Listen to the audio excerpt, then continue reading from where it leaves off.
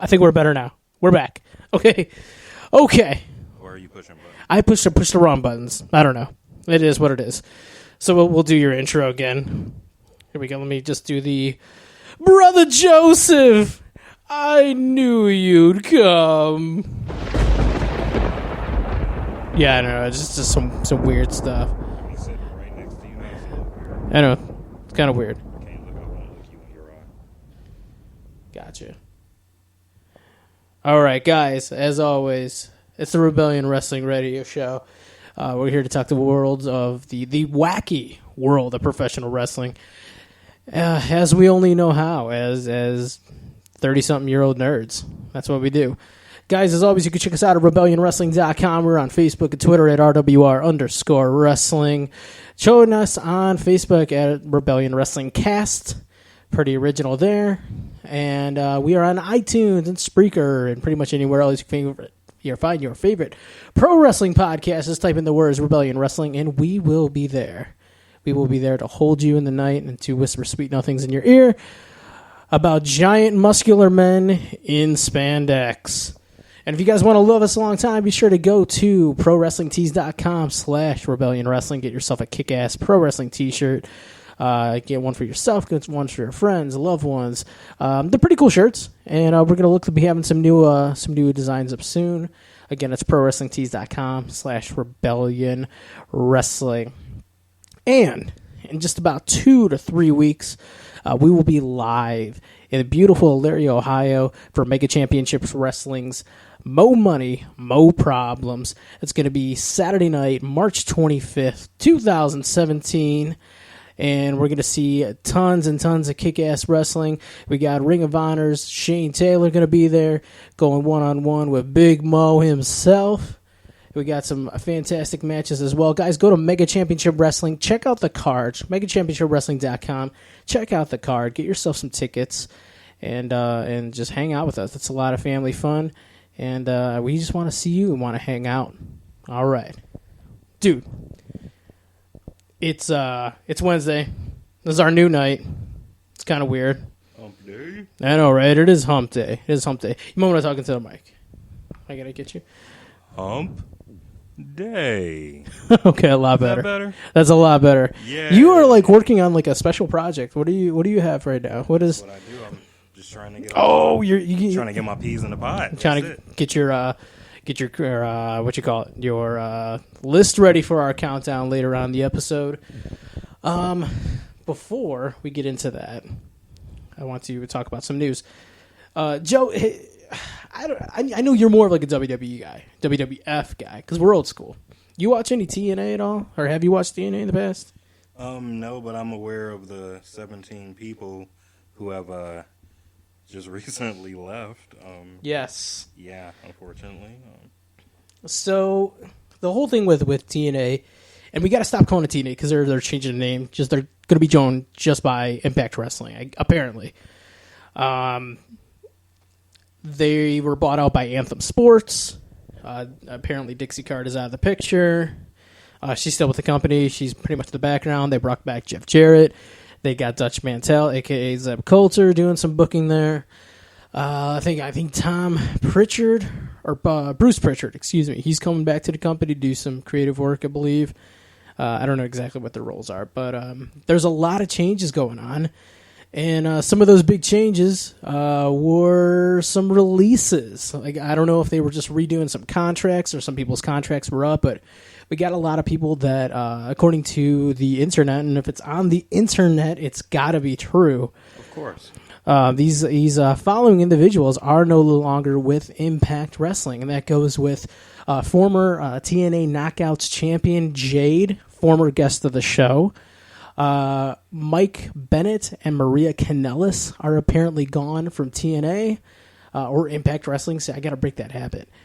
And most notably, Matt, Jeff, and Rebby Hardy are all gone from TNA. That was really the big thing because a lot of people were talking about how their contracts were coming up. Matt's been kind of tweeting back and forth with some WWE guys here and there in the broken Matt Hardy character. Especially with like New Day and the Wyatts, which if you guys aren't following Matt Hardy on Twitter, This guy it's gold. It's just fun just to read through the ridiculousness of his tweets. But these guys are all gone from Impact Wrestling, and I believe they're going to be doing some tapings coming up this next week. I don't know how those are going to play out because the Hardys are actually the tag team champions. They offered Anthem Sports to do at least a taping where they can drop the titles just to, do good by the company, do good by the fans. And apparently, Anthem Sports declined that. And as of 12:01 this morning, the Hardys, along with these other individuals, were free agents. And it just leads you to think, like, okay, well, how are they going to do this with them dropping the titles? I try to keep up with TNA here and there. I really don't get the channel. I don't get Pop TV. I'm sure I can find sources and ways to get Pop TV, but if that's the only show that I'm going to try to watch, I can find the replays on, like, YouTube and whatnot. Rumor has it that the Hardys are going to be going to New Japan Pro Wrestling. They've kind of tweeted out to Kenny Omega and the Young Bucks. But a lot of rumors are saying that they're going to be coming back to the world of the McMahon, the WWE. They're going to be facing the Young Bucks on April 1st, about 72 minutes away from the site of WrestleMania 33.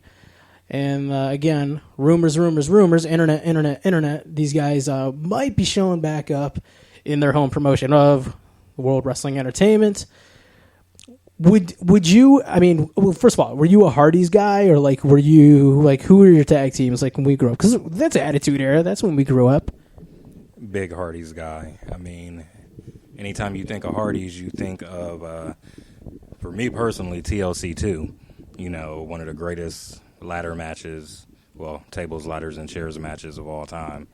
The first one was epic, and then they bumped it up to a new level. It's a lot of times you can't do that. The sequel sucks, Yeah.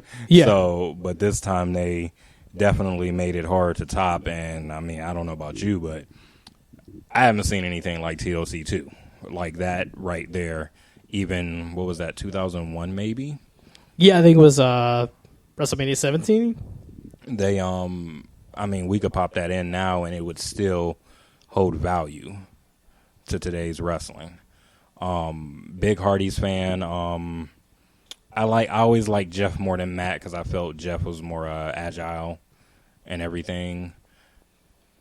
And yeah, but apparently this broken Matt Hardy character is phenomenal, Yeah, it's like Matt Hardy's found a way to kind of reinvent himself, and in a time where originality in professional wrestling is really hard to find, at least in the mainstream. You go to indie shows, you're going to find anything and everything. Right, definitely. But Matt's done a really good job. He's created this broken Matt Hardy character. He's gotten Jeff in on it, where he's doing the whole obsolete Brother Nero thing. And the other rumor too, I don't know how true this is, that I guess Impact Wrestling, Anthem Sports, they're trying to claim that they own the rights of the character, like the broken character. Uh-oh. So the whole thing of him trying to be Broken Matt Hardy anywhere else, especially like places like WWE, they're trying to really make that as difficult as possible. It's kind of like, do you remember like when Hall and Nash went over to WCW? Yeah, and they end up just using their actual names. Yeah, so but I guess like Vince, when they first went there, like especially Scott Hall, he was doing a lot of the Razor Ramon mannerisms and whatnot. Right. So they had like a cease and desist saying that they owned the Razor Ramon character, that those were mannerisms from the Razor Ramon character. So it's almost like along the same lines. That's like how I can compare it to where Impact Wrestling's trying to say, we own the Matt Hardy character. Or not the Matt Hardy character, but the Broken Matt character and all these other crazy characters in the storyline. What if they... Remember when they had the fake Razor Ramon on Raw that night? When they had like that tubby dude as Razor Ramon and Kane as a fake Diesel? They tried so hard. I mean, to the naked eye, the initial you hear the music, you're like, oh, And then he walked out. You're like, wait a minute, something's fishy here. I think like Scott Hall actually came on. He was on a radio show once, and he said that he was going to sell the Razor Ramon gear to the guy, but the guy was too fat to fit into it. Yeah, he was noticeably. He's fat, a little doughy, little chunky, definitely. So it would be funny if they did something like that. I mean, all you need is a wig and make it a little frizzy, and go from there. I mean, nobody could be Matt Hardy, of course, but no, not at all. It's just kind of weird that they would go to that, especially. You think that they're trying to be cool with everybody, especially, nobody really knows the situation at TNA. You hear rumors that, they're going to close or they're going to get bought out by WWE and all this weird shit that happens here and there. But if you are indeed in that situation, you do have people parting ways, whether it's a contract dispute, maybe it's a creative thing. You think you want to at least try to part ways on good terms because then, you can eventually bring them back. And in my opinion, Matt Hardy and the whole broken characters, that's been the only reason to watch TNA lately. No offense to any people that we know in TNA, any of the other people on the roster, because there's a lot of talent there. But, I mean, the reason you tune in is to see Matt Hardy and his shenanigans. Yeah, and I think their issue, and it's been going on for an extremely long time, it's storyline. Their storylines just don't cut it. And, I mean, with WWE, wrestling's been going on so long, I mean, you have to recycle some things. And it's just about the approach and about the direction that you take it. So I think what would help them is I read something saying that they might be going back to Spike. But I think with that, you need writers. You need somebody who can write some good storylines and not just mimic something that happened before that's very obvious. They've done a few of those things where it's like, what are you doing? And just get some good wrestling in there. Like, it's got to be something in backstage going on that, all these people are leaving and are not happy. I mean, Drew Galloway and... I forgot about Drew Galloway, yeah. Yeah, so... I just don't understand, That's a huge blow. I forgot. I know he was like the first one I think that made it official. He did. Yeah, he did directly on Twitter. And, I mean, it's funny because he's actually a very good wrestler. Oh, I love the guy. It's just about I don't think WWE used him the way they needed to. I felt they pushed him way too quick. Yeah. Because I think he was Vince's guy. Vince, really pushed him. Yeah, it was like that weird, he's the chosen one gimmick or whatever. Yeah, I remember that. But it was a little too fast. They needed to build it up more so. Especially when you got other people who we would have rather had the title, and then all of a sudden this guy, and it's like, okay, yeah, I can't be behind him. But in the Indies, he's been a lot better, definitely. Yeah, he's. I've seen him wrestle in Wall Culture Pro Wrestling. If you guys haven't checked them out, they're kick ass. All their stuff's pretty much on YouTube. That's WCPW. I think he's their heavyweight champion. But Drew is always I love the dude's look. He's a big dude. He's in great shape. He can move. He can talk. He's everything I think Vince wants in a dude. If you think about it, that's not named Roman Reigns. So right. So yeah, it leads you to think, and there's a lot of speculation where all these talents can end up, and if we're going to see any other talents making their exit from Impact Wrestling, and maybe some new talents making their way in. Maybe some people that maybe departing WWE, as you and I know. Usually after WWE WrestleMania, they do like that little spring cleaning, but they kind of get rid of some people here and there. Yeah, as well as people just decide to leave themselves.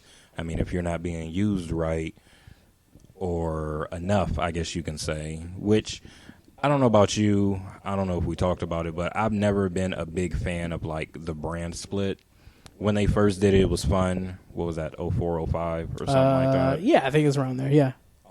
It was fun just to see the whole draft and see the direction they were going. Mm-hmm. But I just didn't like the separate pay-per-views because I've always been a Raw guy. And, the SmackDown pay-per-views at that time, they just weren't worth the $50, $40 back then before the network. Yeah, now it's what we got a Raw pay-per-view up this week, so it's right. I don't mind it because I'm only paying $10 a month, so it's not like if this was before the network I'd be like, yeah, I'll just read about it. You know, Absolutely. I'm not going to be paying that much, or I'll go to BW3s and watch it. But nowadays, with the new, with the brand split again, I feel it's no reason not to be able to utilize all your wrestlers. I mean, Raw is 3 hours, has been 3 hours for a few years now. And, if you take a couple of those fillers out and a couple of those segments, they can actually give some more wrestlers time to shine. Because I feel at the end of the day, we want to see more wrestling than drama, even though you need a little bit of that to build the storylines. Yeah, that's true. That's true. I mean, as far as the draft goes, like I'm not opposed to it. Like I'm not, especially with the network. I think it can work with like the dual pay-per-views. It's just weird that there's a pay-per-view like every 2 weeks. Like I think the last one I almost forgot that it was that weekend. I'm like, oh holy crap, Elimination Chambers tonight. That's just like the In Your House pay-per-views, and they were like once every other week and everything. And In Your House, Zone, Edge, Phantom. Like, wait, what? They try to make shit up. Yeah, I know. It just didn't sound right. I would love them to bring back In Your House, like the old set. I think they should bring back sets in general, like instead of this weird giant LED board. But I used to look forward. We used to look forward to the pay-per-view like soon as it came on. Oh, the set looks sweet. Like, remember the first SmackDown when they changed it from the side Titantron to the fist? Yeah, I was like, holy shit, what was that? The greatest thing ever. Yeah, that was really cool. I like that. Didn't Shane jump off that fist? I'm almost 95% sure. Shane jumped off everything. Shane, like seriously, if it was high enough, he jumped off it. Yeah, he has 9 lives. I swear on everything. That's very true. But like with the brand split, I don't mind it. But the thing is, I've always been weird about having 2 world champions because I always think there should be 1 world champion. If you're gonna do the brand split, do like how they originally did it, where yes, you have 2 separate rosters. You have some designated titles, but the world champion bounces between both shows. That to me, the women's and the world champion should be 1 champion. Right. I feel like you're adding too many titles to the equation, and it almost makes the what's a good word? The prestige. Thank you. The prestige of the title. It almost like, oh, I'm the SmackDown champ, And that's kind of how I felt the first time when they did it, because it was almost like it was giving anybody the SmackDown championship, but it's like the Raw was like the premier one because, that's the number 1 show, even though SmackDown technically has been doing better in ratings, I believe. Yeah, it was. I watched it last night. It was all right. It wasn't. It's hit and miss, It definitely can be. As is Raw, it is. You got 5 hours between 2 days, not counting the Cruiserweight show, and then you got NXT. There's a lot What's of that, 205? Yeah, 205. I had it on in the background last night, but it's just like, even for like the most hardcore wrestling fan, that's a lot of freaking wrestling to watch in a week, And especially with SmackDown live now, back to back, it's a difference when it came on Thursdays or even when it was on Fridays. But now, you just watch the 3-hour show on Monday and then you get to that Tuesday. But I mean, there's a lot of people out there who do it, so I'm sure it's working for people. Yeah. I mean, back to in regards to the whole multiple titles and things like that, I feel that, like they should have 1 title for each, Intercontinental, Championship, the women's, instead of having the multiple, and then they can still share the pay-per-views. I just feel like having the separate pay-per-views, it might actually work out for the wrestlers, because I mean, if you think about how often they wrestle and everything, and it gives them a break to a certain extent. I'm a firm believer, and I think John Morrison said this once, and it would make sense, is I'm a firm believer in a WWE off-season. Like, I'm thinking after Survivor Series, that's the blow-off for the year.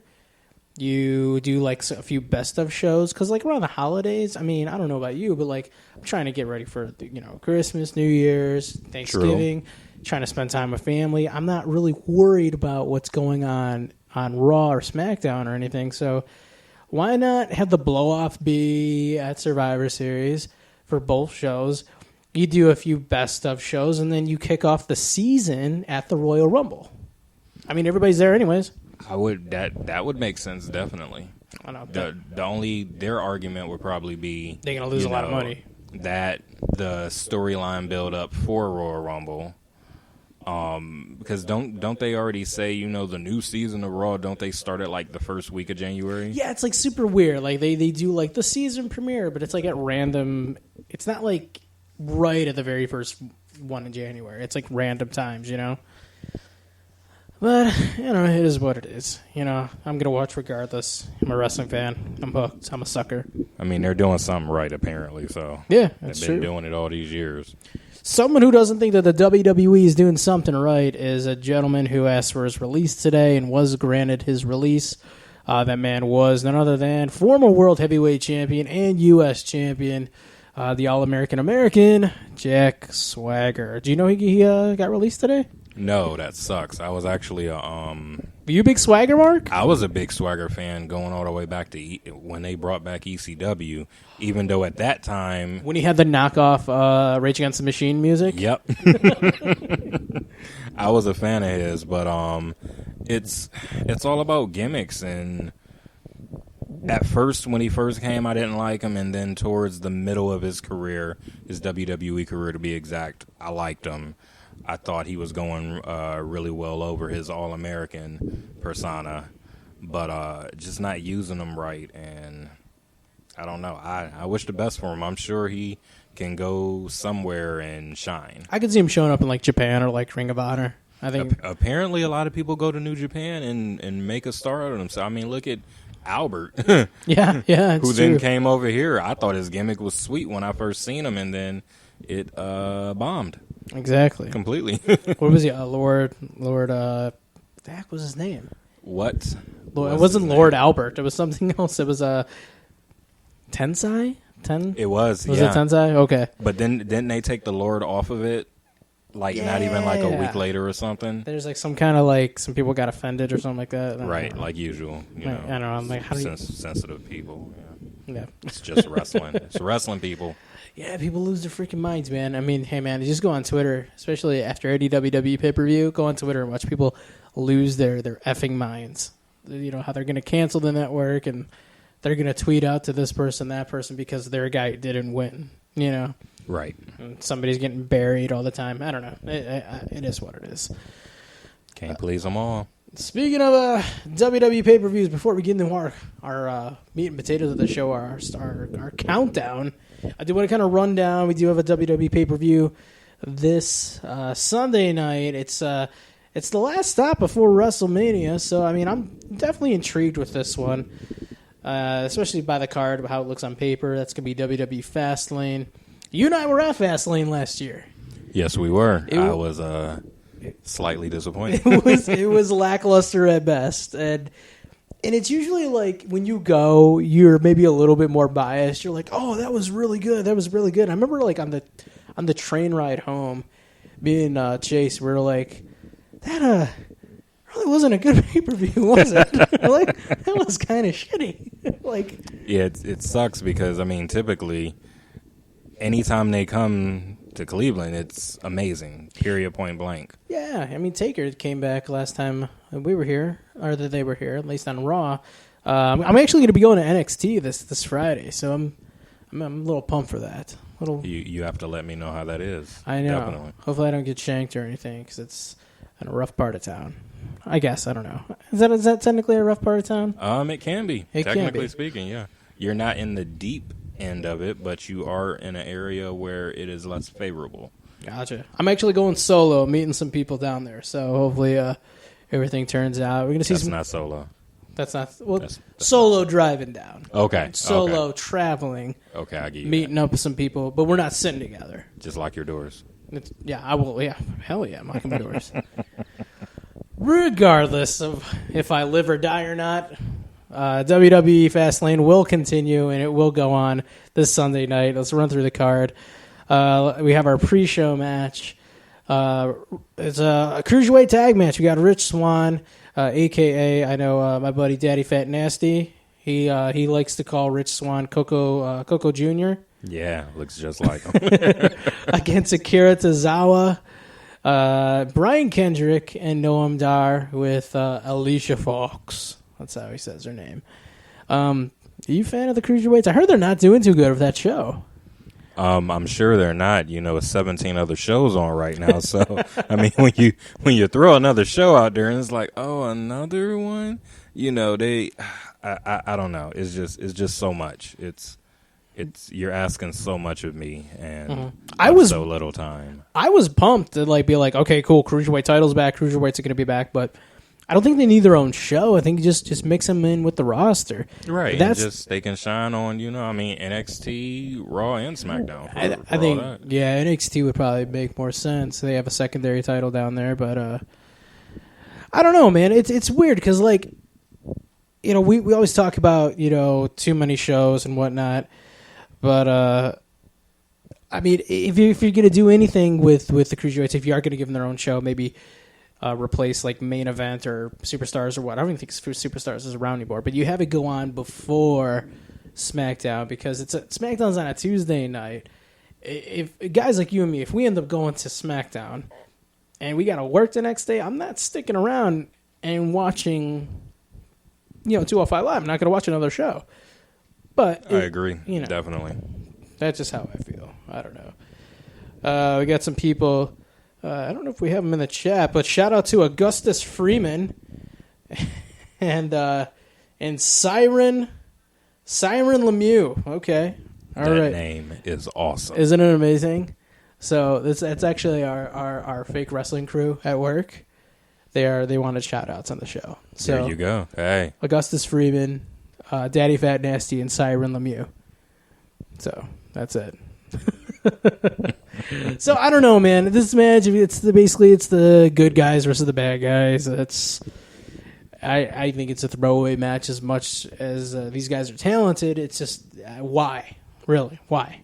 Just to throw them on there, I guess. I'm gonna go with the bad guys. Who do you got? Just because I've always been a fan of the Brian Kendrick, I'm definitely going to go with him. Go with them heels? Yeah. Okay. Yeah. Gotcha. It looks like this list is kind of backwards, so I'm going to start at the bottom now. I was gonna say that. I'm looking like I don't know if... There's no way that's the right order. This one was just signed on Monday night after Samoa Joe kicked the crap out of Cesaro. Sami Zayn, they've been kind of going back and forth. Sami Zayn came out and attacked him. So we're going to get Samoa Joe and Sami Zayn one-on-one. I'm a huge Samoa Joe fan. Yeah. Sami Zayn, I like the guy. He's he's definitely like that new underdog character, almost like in that Daniel Bryan role, but maybe not as lovable. I think, the thing with the first time I ever seen Sami Zayn, it was him versus Cesaro on NXT, and that is one of it'll go on my top 50 matches of all time because him and Cesaro were battling completely. So I remember Cesaro hit him with uppercut, like a tiger uppercut. Oh jeez. He hit the hell out of him, and it was perfect. But that, if y'all haven't ever seen that match, a couple years back, NXT, Sami Zayn versus Cesaro. But, yeah, I'm a fan. And then just recently, him and Cena, I think Cena had, when he had his open challenge for the United States Championship. Yeah, that's the one where Zayn hurt himself in his entrance, and he did the whole match. It's crazy. Yeah, so it's another great match. He's one of those wrestlers that I can see wrestling for a long time, and they actually make the person he's wrestling better.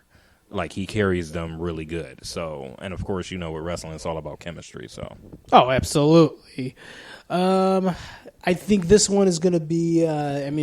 In my opinion, I think it's just going to go to Joe. I agree, just to give him that momentum. Yeah, Joe's a monster. I think if I'm fantasy booking WrestleMania, I would love to see him and Finn Balor go at it because Finn Balor is going to be cleared in a couple of weeks. Yes, he is. And I don't know if anybody's read the dirt sheets. Triple H has actually himself gone out and put some of his dates for his house shows because he's doing some house show matches to kind of get ready for Mania. Triple H is going to be doing, I think it's in Toronto. It's a 6-man main event, and this is what I would love to see. It's Triple H, Samoa Joe, and Kevin Owens taking on Finn Balor, Sami Zayn, and Chris Jericho. I would love that match. That actually sounds amazing. Put that on pay-per-view. That's right. That's what I'm saying. So before we get into the next match, pretty cool stuff from Raw. Seth Rollins came out to address his injury. Triple H comes out. First of all, it really looked like he was going to say, hey, I'm not going to be at WrestleMania. Because he kind of... He sold it good. Yeah, he sold it really well. I don't think he's as injured as he is walking out there. Because that was a real awkward hobble out to the ring. And but Triple H comes down there and starts talking smack. And basically says, don't show up at WrestleMania. Seth says, you know what, F it, I'm going to be at WrestleMania, clear it or not, and it's going to be the last thing you ever do. So I guess possibly we're getting a Seth Rollins Triple H match that we all thought we were going to get. They have to. You can't build this up for this long and then not give us that match. Yeah. And I think they can, they'll use the injury in the storyline, which they already are. So that's smart to at least incorporate it. So that's something that's on Joe's resume as hurting Seth Rollins. That's how he made his quote-unquote impact on Raw. And I think if you have him going into Mania, the only guy that makes sense for me is a returning Finn Balor because they've put on awesome matches in NXT. Yeah, they definitely got that chemistry I was talking about. Mm-hmm. Another one that was signed on Monday night was Nia Jax is going to be taking on Sasha Banks again, just a regular old singles match. Looks like Stephanie and Sasha are kind of getting into it. I wonder if that's going to lead to a match between those two. I'm a fan of both. I mean, I'm a huge Sasha Banks fan. I got my Sasha Banks glasses up on my shelf right here. I'm looking at them right now. That's right. But Nia Jax, I like her too. I think she should have spent a little bit more time down in NXT. Not because I don't think she's good, but because I really want to see her with the belt. That's just my opinion. I agree. I feel like she's the Beth Phoenix. She is Beth Phoenix. And hey, congrats to Beth Phoenix going There into the you Hall go. of Fame. Yeah, she deserves it. She was definitely a beast. That's crazy. I know. I mean, I think she deserves it. I would love to see China in there, but I think there are certain circumstances that are going to prevent that, at least for now, from happening. Right. But, yeah, Beth Phoenix, that's pretty cool. The Sasha Banks and Nia Jax, I don't think Sasha's ever beaten Nia, so I think that's really the storyline going into it. I think we'll see Sasha Banks squeak a win out. It's a possibility, definitely. Mm-hmm. And then that can further, like, her kind of getting in Stephanie McMahon's business, and I think that will actually lead to a match at WrestleMania, which I would pay to see, Against Stephanie? Yeah. Or do you think they would actually sign Ronda Rousey? Oh, well, that'd be cool, too. Yeah. Yeah. I mean, has Ronda, I know she had a rough fight the last time. She got knocked out pretty bad. Unfortunately, yeah. I don't know what's happening with her. It's been kind of quiet, as far as the Ronda Rousey news. Did you see the memes? I would too. Well, yeah, yeah. I saw the memes. I saw the memes a lot. I would be very low key in my mansion. Yeah, man. I don't know. We'll see how that goes. I'm going with Sasha. That's how I look at it here. In this situation, let's go for I'm gonna go for disqualification. Disqualification? Yeah. Sasha wins by DQ? Yes. Okay, I can see that. Women's action again. We have the Raw Women's Championship being defended by Bayley against Charlotte Flair. The cool thing about this match is that Charlotte has never lost on pay-per-view. Absolutely. So I think that's going to be a big thing going into the match. I would love to see Bayley hold on to it. I have a feeling that Charlotte's going to get it back somehow. I think so too. I wish she's like Rick. She's just going to keep like tacking up all those championships. Absolutely. I wish they would have waited though and gave Bayley her big moment more so like at WrestleMania or something. Oh, I'd love that. Instead of like just on, not that, winning a title on Raw isn't anything because it doesn't happen as often. So you don't expect a title change at, just a regular show. The night that it happened, I didn't realize there was a women's title match that night. And I'm like, oh, okay, whatever. And then like she just went out of nowhere. So that was surprising. So yeah, I think we're just going to both go with Charlotte here. Raw Tag Team Championships. We got Luke Gallows and Carl Anderson, the Good Brothers, going against Enzo and Big Cass. My name is... Okay. Go. You want to do it? Go ahead. Go. By all means. It's my boy. I mean, I like both teams. I'm partial to Carl and Luke here. I think that Enzo and Cass are going to get the titles, but I think that's going to be a Mania moment. Yeah, I can definitely see that happening. But if they do, they need to do some type of tornado tag team. Yeah, they bring everybody something. in. Yeah. Give me a ladder match or something for that. Yeah, you put them in there. You put Cesaro and Sheamus, not the Shining Stars. Don't ever put them anywhere near the titles. And I don't know. I don't know if there's other tag teams that I'm probably forgetting here, but that is what it is. But yeah, I'm gonna go with the club retaining on this night. I will do that as well. Mm-hmm. This is one that I think it's just because it's cruiserweights, and I'm starting to get a little turned off by the cruiserweights. I don't know why, but I do love that Neville is the cruiserweight champion. He's going against my boy Jack Gallagher. Yeah. I think that Neville's going to hold on to it, and he's going to go into a program with Austin Aries, so they're starting to advertise for the cruiserweight division. I think it's going to be a nice match, a fun match. Maybe not like the most technical match, but Jack Gallagher is kind of like he's great in the ring, but he's really comedic, his style, there's nothing wrong with that. I just think this is not going to be your typical Neville high-flying technical match. I don't think so either, but I definitely agree that Neville will probably retain the title for a showdown with Austin Aries. Yeah, I'm totally down with that. This is the one that the wife is looking forward to here. This is her side piece, Roman Reigns. Right. Going against my boy, Braun Strowman. I never have been a fan of big guys. But little by little, I just start loving Braun Strowman for some freaking reason. I don't know why. I think he drunk some type of Gatorade or something, because when he first came, I liked his appearance and everything. It was cool, but brother lost some weight too. He did. Yeah. He did. It's like he toned it, and he doesn't just look just raw, So, yeah, I mean, if they want to push him, and you know how Vince is, he likes his big guys, so. But then again, you got his other boy, you got Roman Reigns, and you've heard the rumors and then the stuff here and there that Roman is going to be going against Taker at WrestleMania. Do you think that's going to be the case? You know what? I don't know what's going on nowadays, because and per dirt sheets, I done seen some things that they're saying possibly AJ Styles versus Taker. I'm cool with that too. I would be.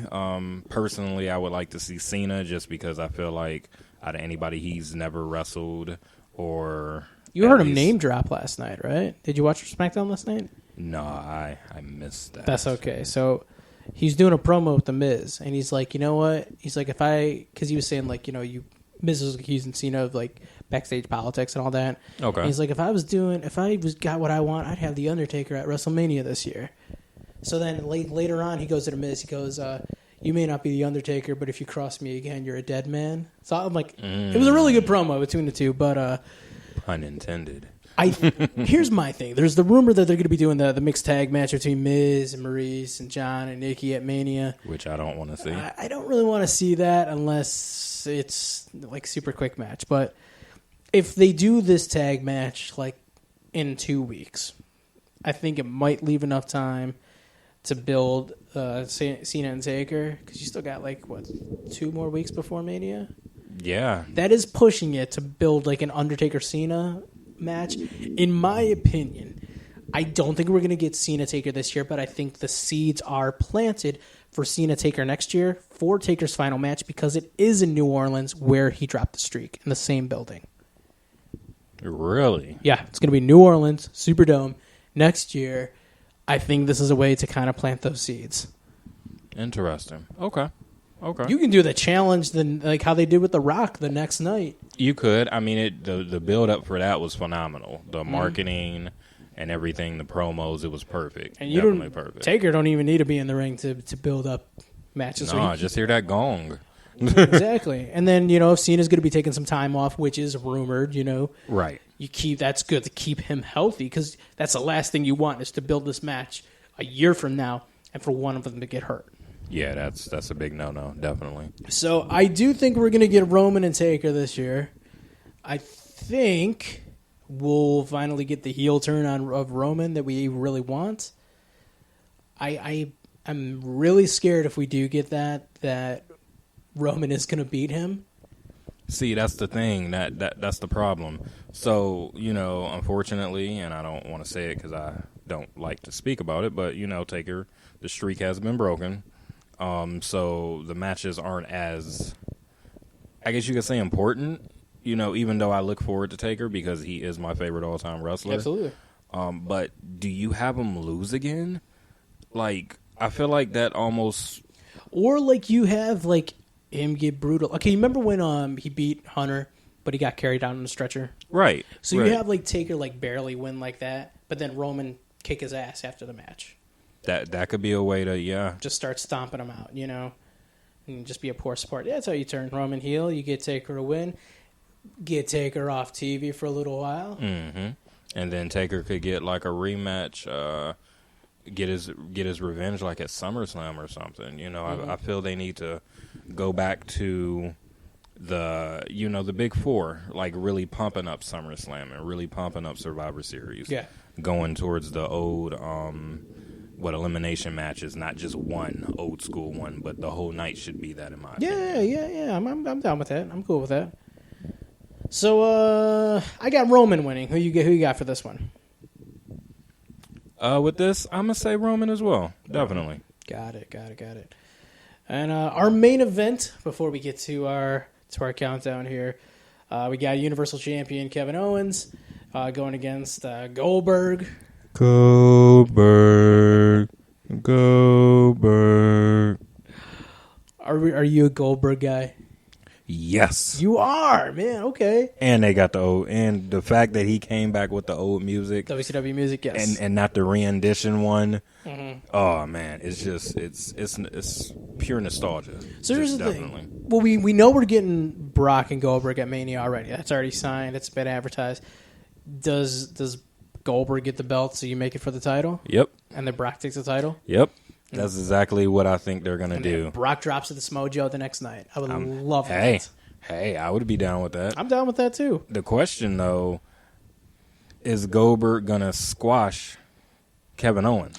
I don't think so. I think conspicuous by his absence the last 2 weeks since the attack, Chris Jericho has not been on WWE TV.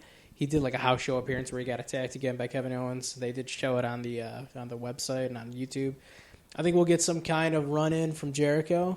Okay. So it's either A, he's going to cost him the title. Right. Or B, it's going to be a DQ, and then we'll still get Taker and not Taker, Goldberg and Brock, and then we'll get Owens and Jericho for the title. Which would be a good match. I'm cool either way. Mm-hmm. I think Goldberg's getting the title. I think that's probably... I think so too. Especially, his kids are older now for them to be able to see him actually go along with that and everything. Yeah. And to see him win the title on a fairly big stage. I mean, it is a pay-per-view. Yeah, that's cool. Definitely. Just have that leading into the WrestleMania build. So that's our card. That's WWE Fastlane 2017 leading into WrestleMania. Let us know what you guys think.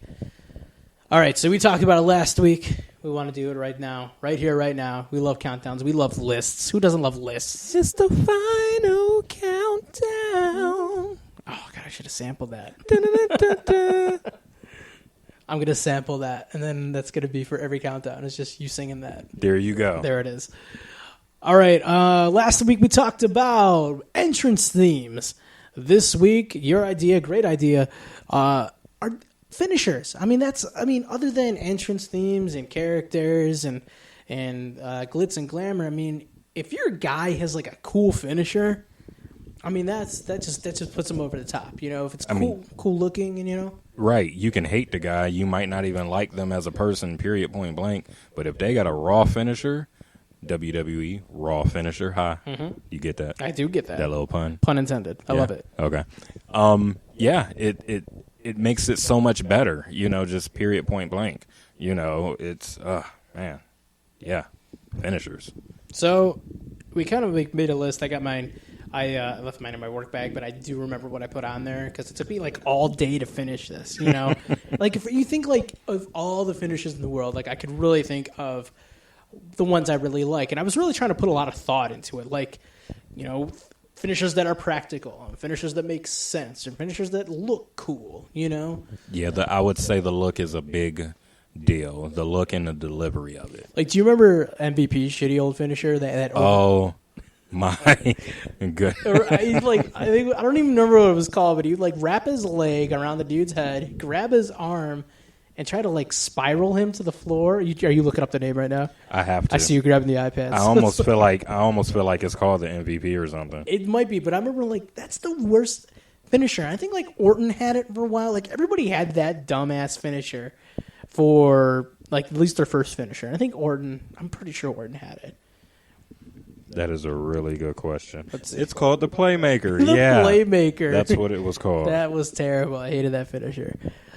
But on the flip side, we got some cool finishes. Like last week, you talked about the greatest RKO of all time with Evan Bourne. But I don't know what the one with Seth might have. I think Seth definitely topped it just because he was about to do the curb stomp.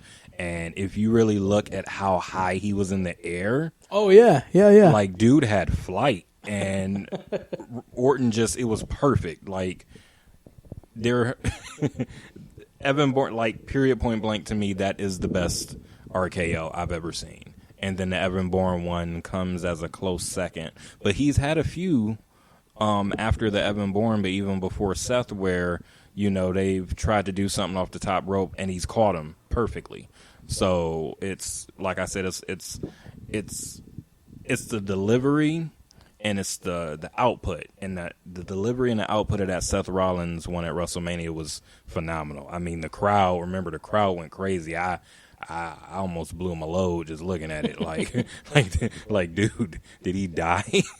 Gotcha. All right, so I see you got your list right here. Let's go through your list, because I noticed that we do have, ironically, a lot of difference between our two lists. And I see one that I thought was very obscure that you do have on yours that I'm actually very happy that you have. Is that right? Well, we'll start with that one. Which one is that? The Burning Hammer. Yeah, here's the thing. So if anybody doesn't see this, obviously you guys want to Google all these. It's like what do we call it? Like a backwards F5 or FU? It's like inverted. Yeah, it's insane. And I don't know if it's... Has anybody ever done it in WWE? Yeah. Do you remember Tyler Rex? Yeah. Yeah, he did it for a while. I mean, he was a borderline jobber at the time, unfortunately. But Tyler Rex did it. That's actually the first time I saw it. And then I guess it was originated by Kenta Kobayashi, if I was saying that correctly. You say Mr. Roboto. What'd you say? I don't know. Domo. Kenta Kobayashi. I think I said that right. He's from I don't think he's New Japan. I think he's All Japan. I could be completely wrong with that. So please don't kill me on Twitter if I don't know something. Yeah, there. please. But we're only human. I love that finisher, and I'm like, why isn't Cena do that? Because he's gigantic and he can pick anybody up. Right. But I think that'd be a cool finisher, like for anybody. Like I'm surprised nobody's using it now. I mean, you would think. I mean, it's so much cooler than a handful of these other ones. It's like, oh, yay. 1, 2, 3, okay. Mm-hmm. So Burning Hammer. Okay, that's one we have on our list. Both of ours. That was really on your list? That was on my list. I went for some obscure stuff there. That's what's up. And just like you said, I was trying to think, because keep in mind, everybody, wrestling isn't just WWE. It's everywhere. So, it's certain things I've seen before where I'm like, I'm sorry, that's just, and one of them, which they've done actually a couple of times recently, Kevin Owens and Cena actually have done it, the Canadian Destroyer. Yes. Yeah, that by far is probably my number 1 or 2, just because, what's his name, Petey Williams? Petey Williams did it, yeah. There was an indie show here in Cleveland where like Buff Bagwell did it out of nowhere. Really? Yeah, it was at an AIW show. It was nuts. I would have paid to see that one, because the first time I seen it on TNA, back when they had the 6-sided ring, and they were just going at it, and next thing I know he did it, I said, "What was that?" Yeah. Like it happened so quick, and then they showed the replay and showed it slow motion, and I'm like, oh. Yeah, it's nuts. I think the one that Owens and Cena have been doing, I think it's the technical name for it was it's called the Code Red, I think. The reason, I think, because they've outlawed pile drivers. That's Right. the closest they can do to the Canadian Destroyer without getting fined or probably killing somebody because it's Cena. True. But yeah, man, I love that. I love the Canadian Destroyer. Yeah, that definitely just period point blank. The other one, which you only really see in the indies, is and you correct me if I'm wrong. I think it's called the 720, the moonsault, it's almost like a cannonball, and typically they'll do it where they land almost like on their back onto the dude, right? No, it depends, because I've seen some they land on their back or they'll actually pin them, but they have to make sure that their opponent is right at the turnbuckle laying down, because they just jump straight up and then they roll into a ball. And I've counted. I'm like, whoa! I've seen somebody do a 360, but then it was some Japanese guy. He did a 720, Holy and shit. It blew my mind because he looked like Sonic in air. I need to check that out. At 720, I know the Ricochet, or if you guys watch Lucha Underground, Prince Puma did the 630 senton, but I think I've heard of the 720, and it's like I got to figure out who does that. I think there's like that move is on the video game. I think you can have your dude do that. I think so too, definitely. That's crazy. What else you got here? Let's see. Stunner had to make it, of course. Stunner has to make it. You know, it's I mean, it's it's an RKO, a diamond cutter technically, but sitting down. Mm-hmm. And it's the, you know what? It's not even about Stone Cold when he does it. It's who he does it to. And the number one person who always sells a stunner, you and my boy, The Rock. Thank you. The Rock. The Rock will make it look like he died. You know who? I don't know if you remember this. This is the one and only match I think they had, but him and Scott Hall, the one where like Scott Hall took a stunner and he jumped like 10 feet in the air. Yes. Like, yes. ridiculous. It looked so unrealistic. It's like, okay, Scott, go home, Scott. What are you doing? Go home, Scott. You're drunk.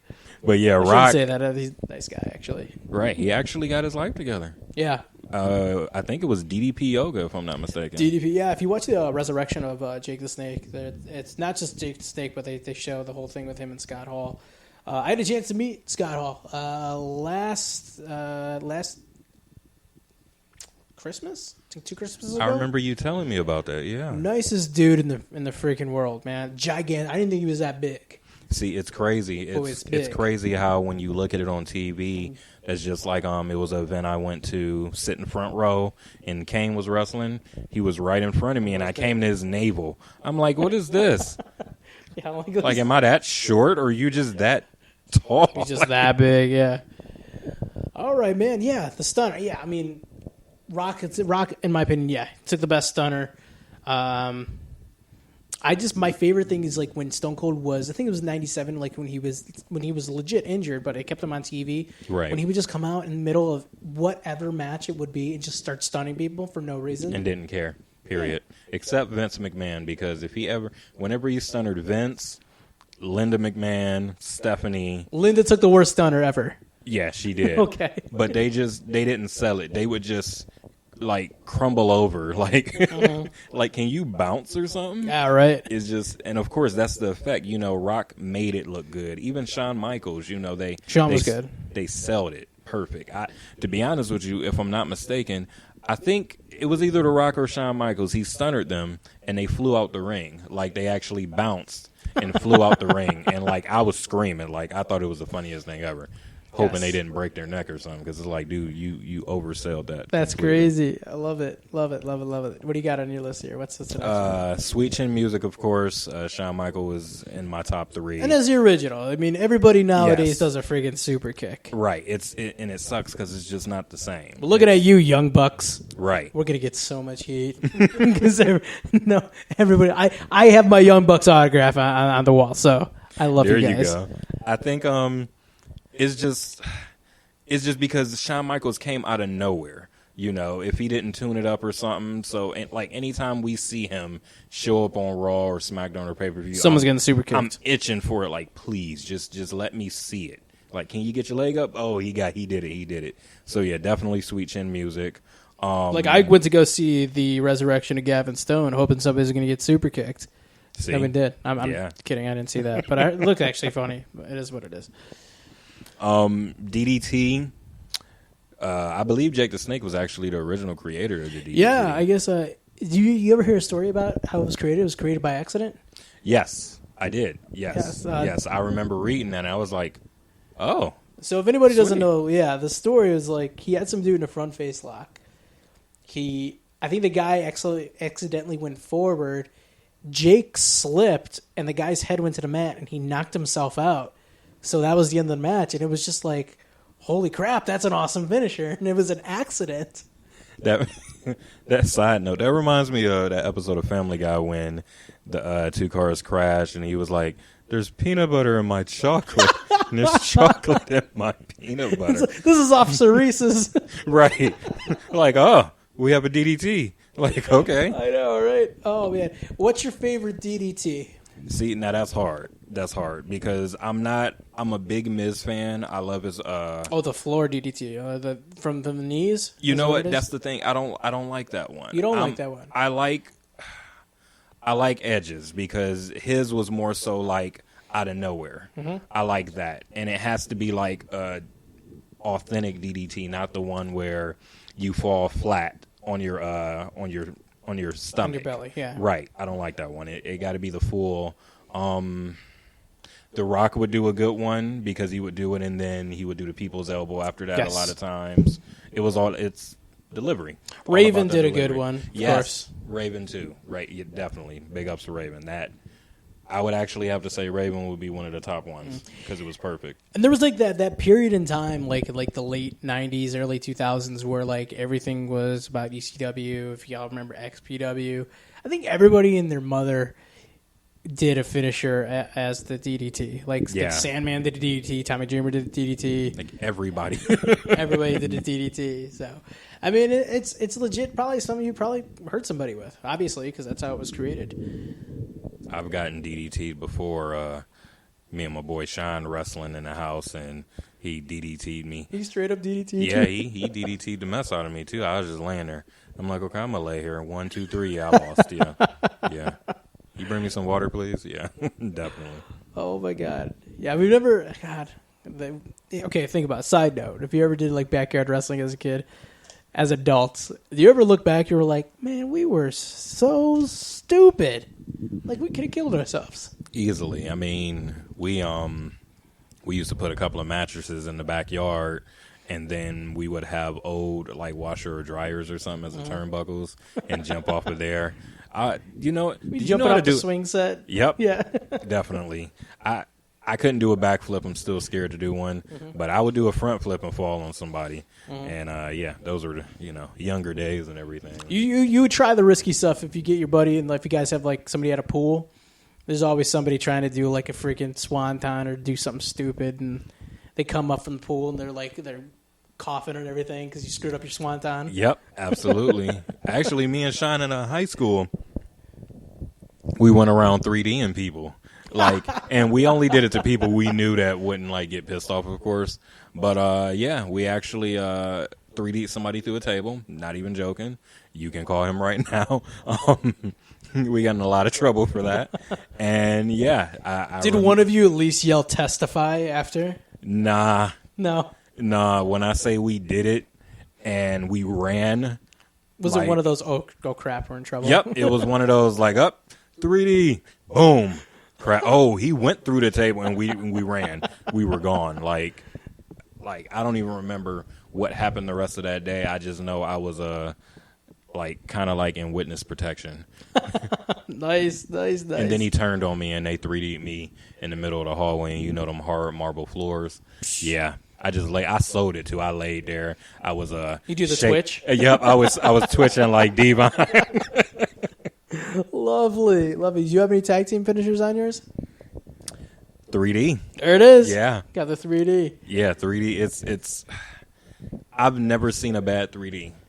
No. It's almost like they're so in sync with it. Mm-hmm. Like it's just perfect, and it's just it looks like it almost looked like it's cartoon because it's so fluid the way they do it. So definitely a 3D, of course, preferably through a table is better. Throw them against the ropes and then just fall with it. Mm-hmm. So Yeah. yeah, definitely 3D. Also been a big fan of now it. You know what it's called when they'll put, like, I'll put you on my shoulders and then one person to jump off the top ropes. Doomsday Device. Thank you. That's another Gotcha. honorable mention, we should say. Okay, yeah, classic. Road Warriors. You can't go wrong with the Road Warriors. Thank you. There you go. Yeah. Last couple, I would say F5 is just the first time I ever seen the F5 blew my mind because I'm like, what?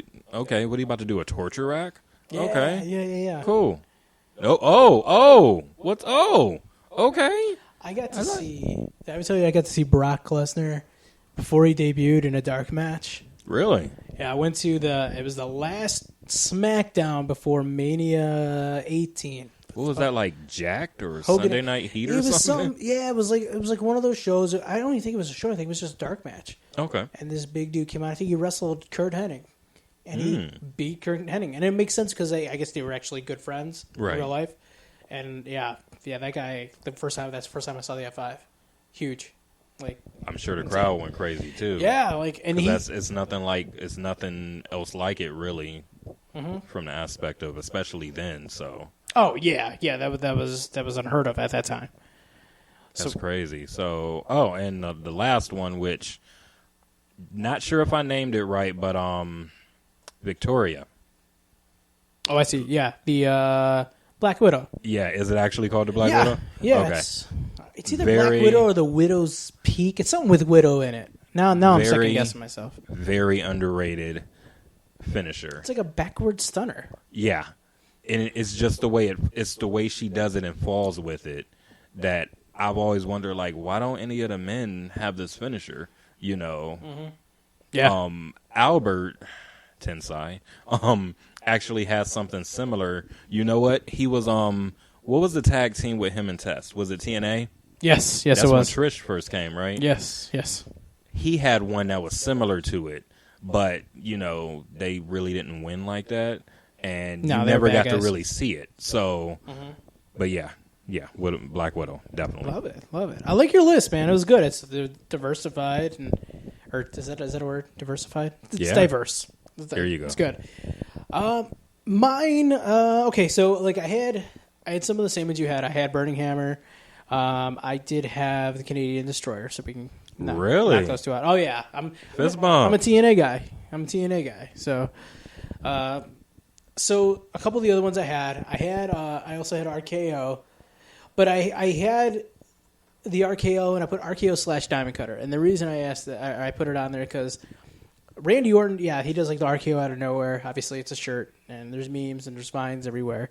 But if you go on like YouTube, you just find like DDP Diamond Cutter variations. Like this dude would do like Diamond Cutters out of like power bombs.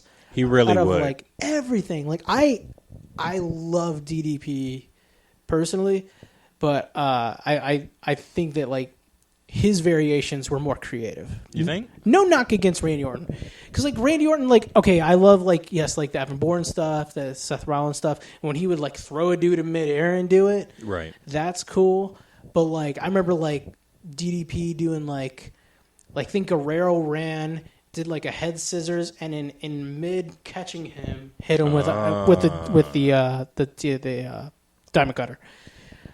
Just cool stuff like that. I mean, I hope, and I think DDP's got a DVD coming out, so I hope a lot of that stuff's on there. Oh yeah, I'm buying that day one. Another one of my favorites. Just the whole bang bang, you know. This year's Hall of Fame, it's pretty good. It's stacked. Yeah. Yeah.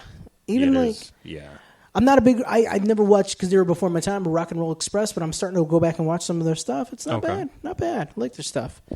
But yeah, man, I had RKO / Diamond Cutter because I think there is a little bit of a difference right there. I can give you one with that, definitely. Another one of my favorites is the Angel's Wings from Christopher Daniels. Big on like I loved it because like it was a pedigree / pile driver and to do to like spin around and do it. I always loved the Angel's Wings. The fact that like the way he would him and Styles always had really great matches, and they would. Yes, they did. He would kind of have different variations of it there. I've seen like a top rope one, so that's definitely something there. Speaking of Styles Clash. Yeah. I like the ending sequence. It does take a little while to set up. That's probably one of the reasons I didn't put it on there, because I like it.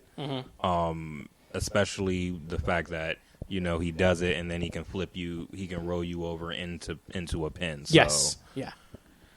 But yeah, I mean, it's kind of like, I love, because I've seen him. I remember him doing it, like showing like some old ROH videos where like he would do it off the like second rope to a dude through a table. I'm like, that's insane. You know, it is. Another one I had was the Rainmaker from Okada. It's if Okada's the New Japan Pro Wrestling champion. It's, if you think about it, it's like a spinning short arm clothesline. You know, I need to see this. Just do Okada Rainmaker. It's like one of the most brutal clotheslines you'll ever see. You know, I remember like watching matches with him and Tanahashi. Obviously, everybody talks about the match between him and Kenny Omega from this year's Wrestle Kingdom, the one and only quote-unquote 6-star match from Dave Meltzer. Are you watching it right now? So here he goes. Yeah. So this is him and Tanahashi. I know you guys can see this at home. He clotheslined the hell out of him. But like, you gotta like the impact. You listen to like these guys are getting their freaking heads stomped in. You know. Wow. I had another one on here. Classic, oldie but a goodie, Tombstone Pile Driver. I mean, nobody gets up for the Tombstone unless you're Shawn Michaels. Yeah, I can see that. Undertakers or Kanes. Oh, takers. You know, honorable mention, Owen Hart with the sit-out Tombstone. The one that hurt Steve Austin. You know? So there's that there. Okay, again, I'm doing this off from memory here. So I think I'm tag team finisher I had on here. I know I called them out earlier for too many super kicks, but the Meltzer driver from the Young Bucks, first of all, it's one of the flashiest finishers I've ever seen, and it just looks sick. Honorable mention, More Bang for Your Buck, their other finisher, where it's just multiple moonsaults, like one after another, and I can't really describe it. Just it's in WWE. You could do it on the game, so it's got to be cool. Finishing moves as far as submission holds. Crippler crossface. Yeah, definitely. Because, like, say what you want about him, but, like, Benoit would, like, when he would just grab your arm and just jack you to the ground out of nowhere. With them little arms, yeah. He did have little arms, didn't he? Really did. And Guerrero had giant gorilla arms. Right. It was so weird. The Crippler crossface, like, hands down. Just, like, that was one where you look at it and you're like, God, that guy's got to be in pain. Because your arm's going this way, your neck's going the opposite way. It hurts. Yeah. Oh, you've been putting in? Yeah. How many wrestling holds have you been put in? The one that really hurt is the finger four. Like that does hurt. My uncle put me in that. I had to reverse that. I had to flip over quick, and he tapped out immediately. He's like, "No." I'm like, "Yeah." Does the reversal actually work? Yes, it does. It does. Okay. It puts more pressure on their knees. Oh wow. Okay. Yep. I did not know that. Okay. I mean, we got room over there if you want me to. No, I'm good. I'm good, man. I got bad knees as it is, so I'm all right. Another. This is just honorable mention because we're talking about backyard wrestling and being idiots when we're kids. Very first thing I ever learned to do was a sharpshooter. Yeah, that's another one. Yeah. And I get so angry at Natalia because she does it wrong. Yeah. You are a heart. Do the effing sharpshooter the right way. She went to the doggone what's the school? The dungeon. Thank you. I mean, yeah. Come on. She went there. I mean, you don't even got to do. You just watch Dang Network and just find Bret Hart. You know how to do it. Or watch Sting do it. Right. You know, Bret Hart does it with the left hand. Sting does it with the right hand. Right. Bam. I always said the Scorpion Deathlock was the sharpshooter. It's the same thing. It's the same thing. You know, Bret learned that from Conan, right? Really? Yeah. He did an interview. I think it's an extra on one of his DVDs where He said, actually, it was originally called the Scorpion Deathlock. Okay. And he asked Conan how to do it. Conan actually was the one who taught him how to do it. So, yeah, there's that. You want to know, speaking of submissions, you want to know one of my favorite ones? What's that? And I've never seen it. You know what? No, I take it back. It was a pay-per-view last year that somebody did it. It was, I'm on a wrestling show and I can't even think of the name. Mm-hmm. But it's basically you would stand, the person would be on their belly, mm-hmm. and you would have them in the air, and you're on your back. And basically it's almost like like you're stretching them out. It's not like a surfboard, right? Actually, might be the surfboard. That actually might be it, to be perfectly honest with you. As I Google this, we'll find out here. So I want to move from submission to big power dudes, right? Which, like I told you before, I'm not real big on like the big power guys, but the Batista bomb, was when he would get the right dude in there, he would just destroy them. Like Triple H, he did Cena a bunch of times. I think he broke Cena's neck, right? When Cena did the thing where he jumped off the rope, and Batista, like they were both good guys fighting each other. I think it was like at Survivor Series or SummerSlam or something like that. Everybody hit us up on Twitter to correct me, because I think it was one of those two. It was like 08 or 07. Okay, yeah. It was weird because, they were both good guys. They were fighting. It was probably during the time where I kind of was on and off watching, like not so much. So there's that. What is that? What are you Googling there? It is a surfboard. You're absolutely right. It is a surfboard? Okay. It is a surfboard. Okay. Not Beyonce, but yeah, surfboard. Right? Okay. So that we went to big men there. One of my favorites, and it's fairly new, but it's kind of like the RKO where it can happen out of nowhere. I love the Code Breaker. Yeah. Like, how can you not love the Code Breaker? Especially if the right guy sells it. Like, Styles sells it really good. Miz sells it really good. Cena. Miz sells the hell out of the Code Breaker. Yes. Mm-hmm. Cena, he's Cena, so, definitely. Yeah, definitely. You know what? Well, you said Batista Bomb. Yeah. I would have to throw Razor's Edge in there, too. Razor's Edge, yeah. That was, any variation of, like, either Sid or Nash's Powerbomb. Yeah. Sid, oh, man, yeah. Very underrated. I know, like, if a lot of people say, he's clunky in the ring, and we've seen his, weird interviews where he botches stuff, but I think he's an underrated big man, I agree. I definitely will put him up there with the, top big men who contributed to wrestling and everything.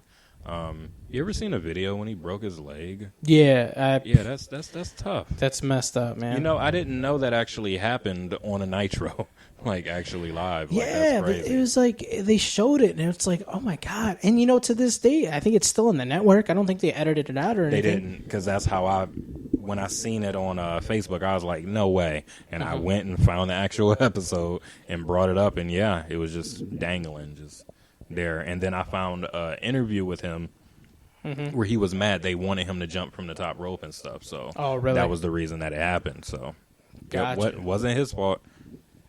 So I have two more. These are obscure ones. And maybe not obscure, but I had the double arm DDT.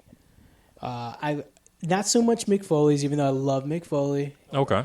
I love the Dirty Deeds because it's sudden and it's just out of nowhere. And not really out of nowhere, but it just looks like it hurts. It does. Mm-hmm. It does. It really does. Anything with double underhook, I don't know. I don't know why. Really like that. Honorable mention, pedigree. Yeah. I've always wanted to pedigree somebody. I don't know why. It works. They just got to fall right. That's another one of those things where the end result, it's all about the opponent. They have to fall right with it, or it don't look right. Okay, got it. Okay, so note to self: if I get angry, don't try to pedigree somebody. We'll go for the RKO. Right, because they'll end up not falling right and be like, that was whack. And then another one is, I think it's underrated. It's one of those Gore. ones. Any kind of gore. How could I forget? The gore, the spear. I think Edge, as much as I love Edge, I think his spear was a little weak. You know what? I think it depended on the opponent. It depended on the person. Yeah, because, when he came back with the, grizzly beard, that Edge with the spear was definitely dope. Spearing everybody and killing everybody. Yeah. Of course, Rhinos to me will always be, You know, he broke the SmackDown set. Thank you. He killed Jericho through the set. Like, when I was a kid watching, I'm just like, my mouth just jaw dropped. Like, right. What? I'm like, and it made it into the beginning opening credits. Exactly. So my final one, obscure. One of my, it's along the lines of the Styles Clash, but the setup sometimes can be a little long, and I think it's just because he sells it, struggling a little bit. It's also from a wrestler who I think is a little underrated, the Kill Switch / the Unprettier Christian Cage. Wow. You think about that one? No, the funny part about that is that I was going to say as an honorable mention, because it definitely is. It definitely can take a little bit to set up, but if you do it right and that all goes with the other person too, it's perfect. Yeah, definitely perfect. So yeah, those are mine. Mine were kind of obscure, but we had some good ones. I think, dude, there are millions and millions of finishers and variations upon finishers, and things get stolen. Not stolen, but there's nothing that's really original. So when you do see something that's a little out of nowhere, it's kind of cool to see.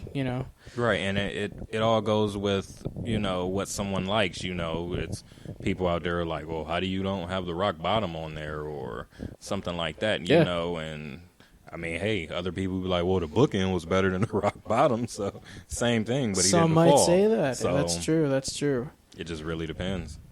Okay, well, I think we're gonna put a bow in this episode. Unless you got anything to talk about. Can put a bow on that. We're going to put a bow in this episode. We're going to wrap it up. Guys, be sure to check us out next Wednesday night. We will be talking about, what else? Professional wrestling. That's what we talk about. As always, you can check us out at rebellionwrestling.com.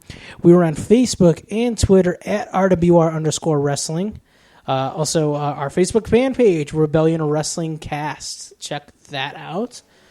We are on iTunes for our past episodes. We are on the Instagram. So we're pretty much everywhere. Joe, where can we find you?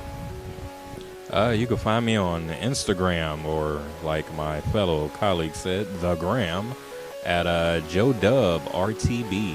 That is JoeDubRTB. All right. And you can find me at Mr. Showtime84 on Twitter. I tweet nothing but nonsense. So that's pretty much it. Oh, Twitter too, huh? The tweeter. I have a Twitter. You have a Twitter? It's JoeDubRTB. JoeDubRTB. There you go. Bam. Guys, check us out next week. Check out the Hardcore Geek Podcast, our sister show this week as well. We're going to go see Logan at some point. We're going to see Logan tomorrow. We're going to see Logan tomorrow. It's going down. So we're going to be talking about that, guys. We will see you next week. And until then, this episode is deleted, and the show will be obsolete. Holla.